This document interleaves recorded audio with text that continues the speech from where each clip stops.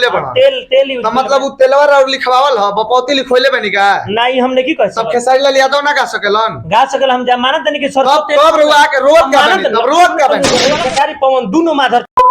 दोनों हाथ ना खुलेआम गाड़ी दे खुलेआम गाड़ी मिल गई रुआ तेल कहां लगइले बनी तेल हम लगोले बनी मेहरारू लगोले बिया अच्छा रुआ के खेसारी लाल यादव के काल तेल लगइले बनी वो मेहरारू के वो मेहरारू है हां अगर जे गलती ठहरी उ माधर चोद हां जी माने रउओ उहे आना त खेसारी उ है पाउडर क्रीम उड़ल ओठ के ललाई आइल करे जबड़ू मुंह लटकाई भेस बना के फुहर को के मरले बनतिया परसों के तेल लगा के सरसों के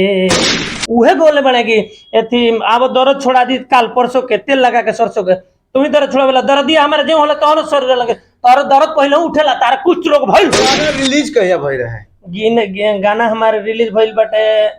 आज से 5 दिन पहले और खेसारी लाल यादव के गाना कब रिलीज भइल बा खेसारी लाल यादव ने फिर से एक गाना चोरी करके गा दिया है और जिसका गाना चोरी करके गा दिए हैं वो गायक हमारे सामने बैठे हैं जिनका नाम सोनू पांडे है और खेसारी लाल यादव पे आए दिन आरोप पे आरोप लगाया जाता है कि खेसारी लाल यादव चोर गायक है और ये गूगल का भी रिपोर्ट रहता है कि खेसारी लाल यादव एक चोर सिंगर है और वो चोर सिंगर एक गायक का गाना गा दिए हैं वो भी चोरी करके और वो गाना का कुछ बोल तेल वेल वाला है सरसों तेल को लेकर कुछ लड़ाई झगड़ा हुआ है इनके और खेसारी लाल यादव के बीच में और उसी विवादित गाने पे या चोरी वाले गाने पे हम इनसे बात करेंगे और इनका नाम आपको पहले ही बता दिया कि सोनू पांडे है अच्छा आपका गाना तो चोरी हो गया और खेसारी लाल यादव एक सुपरस्टार सिंगर है और आपको एक शायद गली का भी कोई 2-4 लोग पहचानता होगा कि नहीं इसका कोई गारंटी है नहीं तो आपका तो गाना चोरी करके गा लिए अभी आप कैसा महसूस कर रहे हैं अब हमारा आफते विपत हुई आफत विपत आ गइल बा देखी सितंबर में डमी भइल बहुत मेहनत के बहुत प्रयास कैले के बाद एक गाना के रिकॉर्डिंग कइल गइल कुछ नया ट्रिक कइल गइल कि आवे वाला समय के हिट नंबर रही एकरा के एजे रोकल गइल कि समय से छोड़ल जाई फिर लगन में ना छोड़ल गइल बीच में एगो भाई के हमरा निधन हो गइल बड़का बाबूजी के लइका के तो भइल कि कोनो शुभ कार्य ना कइल जाला त बीत जाता ओकर बाद एक गीत के रिलीज कइल तब तो भइल कि बाद में होई ये हमने के सितंबर में डमी भई रहे जामनिया गुलाम जी म्यूजिक डायरेक्टर बने वहाँ के स्टूडियो पे फिर संगम रिकॉर्डिंग स्टूडियो में गाना रिकॉर्डिंग भइल एकरा के जे बजाबते रखल गइल भइल कि वीडियो शूट करके आराम से छोड़ल जी तलक हमनिए के जिला के बानी त बक्सर जिला के एगो गायक के गीत आ गइल तब देखनी तो कहनी कि छोड़ा ये कोनो बहुत ज्यादा ब्लास्ट ना करी उ गायक भूल के मित्र बोलेला हमरा के त कहनी कि अब ज्यादा एगो दो गलतियों जो मित्र बोल देले बा एगो दो गलतियों करी त गाना रिलीज कहिया भई रहे गाना हमारे रिलीज भइल बटे आज से 5 दिन पहले और खेसारी लाल यादव के गाना कब रिलीज भइल बा आज रिलीज भइल बा अच्छा गाना के और बोल का बा हमार गाना के बोल बा तेल लगा के हां खेसारी लाल यादव के गाना का बोल खाली तेल मतलब कि मिलता जुलता ये बा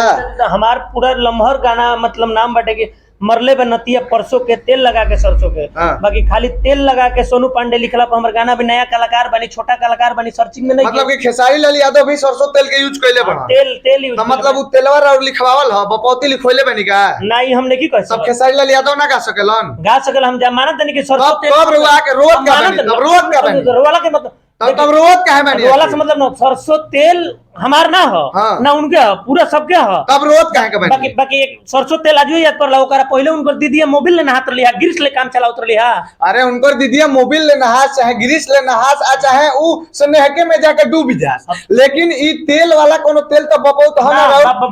कबाला लिखल बा खेसारी लाल यादव तेल पकाना ना कर सकेलन इहे गाना गा सकले इधर आजू गा सकले ये थीम आजू मिल सकता तेल हमारे कहे का मतलब बा कि गाना गइला के बाद गइले हम तो चोरैले बड़न हमार गाना जब गौनी अच्छा कहिए ले रउल लइकिया से ना भरला हमारा बियाह के दिन रउ दिन धराला आ जरिया हमारा मोलहुआ पे मड़ गड़ाला हां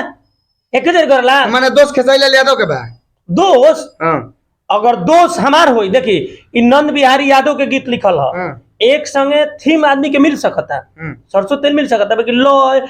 मैटर अच्छा तेल बाबुओं में लग सकता सालियों में लग सकता ददों में लग सकता सब के एगो ही विषय काहे हो सकता तेल के देखी थीम मिल गई तेल कहाँ लगैले बनी तेल हम लगोले बनी मेहरारू लगोले बिया। अच्छा रहुआ के हाँ, मैंने- खेसारी लाल यादव के काल तेल लगोइले बा वो मेहरारू के वो मेरा रुए लगोइले बा अरे सेम भाई हम गोले हमारा में गोले बिया। हम गोले बने की पाउडर क्रीम उड़ल ओठ के ललाई आइल करे जा बाड़ू मुंह लटकाई भेष बना के फुहर को के लड़की गोले बिया कि मरले बनतिया परसों के तेल लगा के सरसों के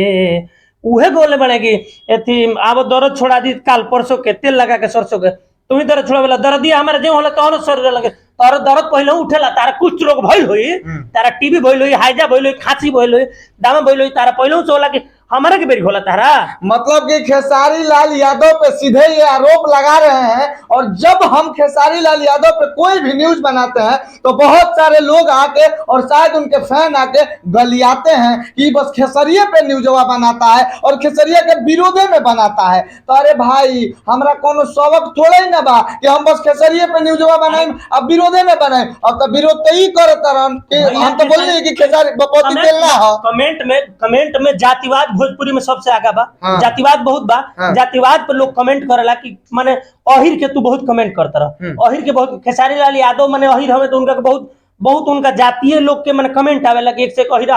हई हो खेसरिया हो हम कहतनी कि नंद बिहारी यादव की लिखल गीत ह तो खेसारी अपना पाहुन ले आके अप्रूव करस अगर वाकई में गीत अगर नंद बिहारी यादव के ना होई तो हम बोलते नहीं कि आज से भी कोनो बड़ा प्लेटफॉर्म हमरा के मिलल नहीं हम आई जब बहुत छोटा गायक बनी बाकी ए बेर अभी अगर गलत साबित हो जाए कि नंद बिहारी यादव के गीत ना हो हम अभी अतना फेथ के साथ कह देनी कि अगर नंद बिहारी यादव खेसारी के पाहुन के अगर गीत ना होई तो हम आज के बाद गीत गौने से संन्यास ले लेब आ नहीं तो अगर उनकर गीत होई अप्रूफ हो जी जौन हमरा के कहिए कि तू इंडिया छोड़ के बहरी रह तो बीजा हम भीख मांग के बनवा के चल जी अब देश लेना आई खेसारी के इतना पाहुन सार बना रहल बने डर नहीं लगत खेसारी बहुत बड़ा सुपरस्टार हवन भैया कमेंट आवेला बहुत बहुत जातीय समीकरण के बहुत भाई ऐसा मूर्ख बाड़े वाईफाई से कनेक्ट करके जरा रिचार्ज कराओ का औकात ना रहेला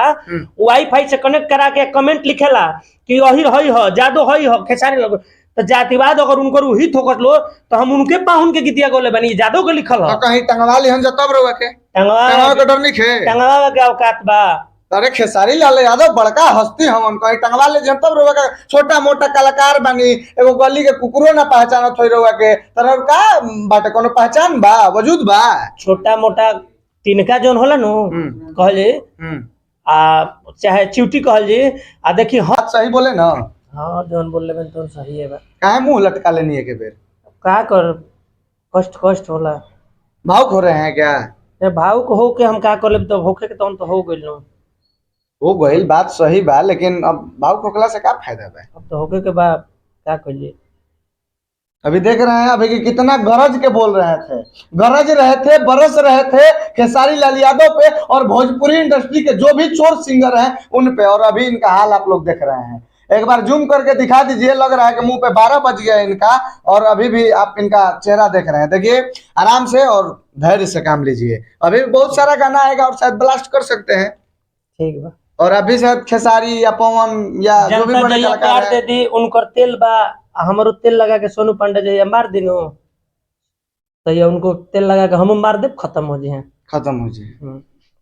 और बाकी ये भोजपुरी के सिंगर सोनू पांडे जी थे हमारे साथ और आप लोगों को हमारा ये प्रयास कैसा लगा और जो लोग भी बोलते हैं कि विकासवा बस उसके विरोध में बनाता है न्यूज तो ऐसा कुछ नहीं है विरोध नहीं और विरोध हम नहीं कर रहे हैं विरोध ये सिंगर कर रहा है जिसका घर उजड़ गया खेसारी लाल यादव की वजह से और वो आते हैं तो बोलते हैं छोटे छोटे सिंगरों का हम घर बसाने का काम करते हैं उजाड़ने का नहीं। तो खेसारी लाल यादव अगर आप हमारा बात सुन रहे होंगे तो ये भी एक छोटे सिंगर है इनका घर उजाड़े हैं कि बसाए हैं आप संगम स्टूडियो के जो मालिक है उन पर फोन करके पता कर सकते हैं कि इनका घर उजड़ा है कि बसा है आपके गाने की वजह से और वो भी इनका गाया हुआ गाना जो कि आप चोरी करके गाए हैं। और बाकी आप लोग बताइएगा जरूर। जय हिंद जय भोजपुरी।